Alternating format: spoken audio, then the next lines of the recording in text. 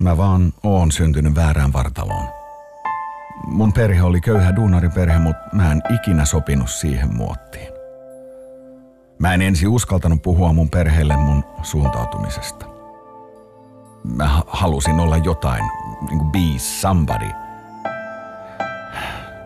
Ja mistä tää kaikki alkoi? Jo toisella tai kolmannella luokalla huomasin olevani poikkeava. Muilla oli koulukirjoja varten reput, mutta mulla oli attasia salkku. Heti ekalla luokalla huomattiin, kun Terho leikki kravattien kanssa. Kun muut teki vähän löylykauhaa ja Terho teki käyntikorttipidikkeitä liikelahjoksi. Mulla oli aika vaikea ala-asteella, mutta sainhan mä sentään sitten rahaa niistä käyntikorttipidikkeistä. Mutta puberteetti-ikä, silloin kaikki tuli niin vahvasti päälle. Muut osti kesätyörahoilla mopon, mutta mä ostin puolen tunnin limusiiniajelun.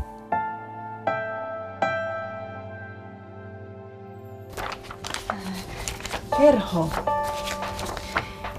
Aikaisemmin on ollut hyvin vaikea diagnosoida Terhon kaltaista oireyhtymää. Mutta nykymetodein se on täysin mahdollista. Se sentään oli pientä intin rinnalla.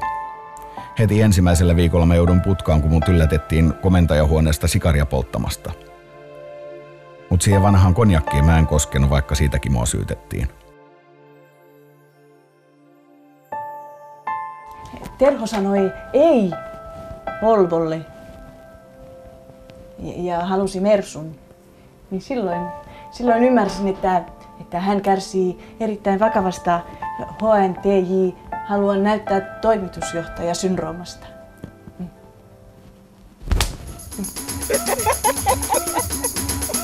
Mä oon todella kiitollinen kuitenkin yhteiskunnalle, että se on auttanut mua.